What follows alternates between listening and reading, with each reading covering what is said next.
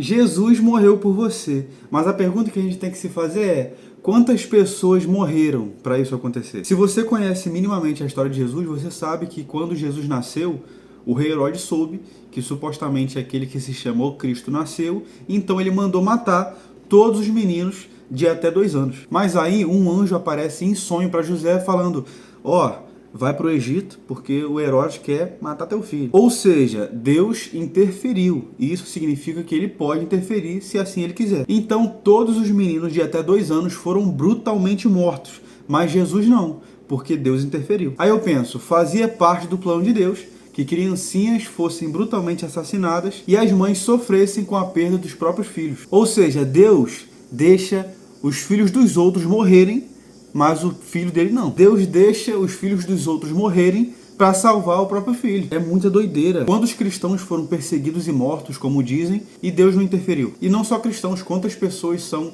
hoje em dia ou desde sempre brutalmente assassinadas. O que me parece é que se você não faz parte do plano de Deus, ele não tá nem aí pra você. Ele não vai interferir, ele não vai te salvar. Mas se ele interferiu em alguns momentos, ele pode interferir em qualquer momento. Isso ninguém pode negar. Se ele não interfere, é porque ele não quer. Porque pensa, se algo vai acontecer e Deus teve que interferir porque Deus não quer que seja de outro jeito, é porque aquilo é importante para ele. Não pode ser de outro jeito, então ele vai lá e interfere. Aí você imagina a pior coisa do mundo que aconteceu, que acontece, sempre aconteceu.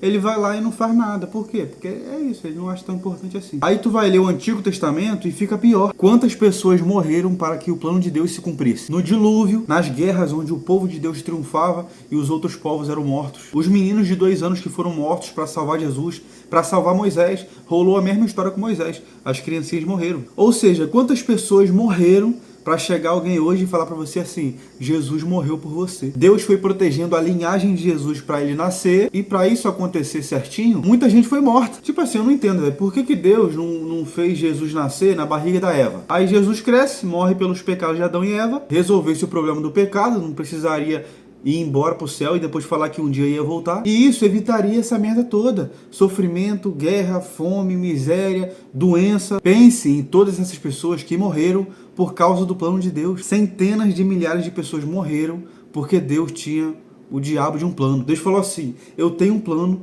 para salvar as pessoas da morte. Aí o anjo: como é que vai ser esse plano aí? Aí Deus: então, muita gente vai morrer. E isso me faz pensar uma coisa: se toda essa merda que aconteceu, Deus teve que planejar, porra, imagina ele improvisando. Se planejado ficou uma merda, imagina no freestyle. Então assim, essa ideia que Jesus veio para salvar, não é muito bem assim que a história conta. Essa história que veio para salvar não cola em nenhum momento. O plano de Deus começa dando errado com a cobra falante. Adão e Eva lá, comeu do fruto, fudeu com tudo, aí vem fome, doença, trabalho, olha que merda. A gente vai ter que trabalhar. Adão e Eva tava lá só, comendo fruta, se comendo e dando nome pro bicho.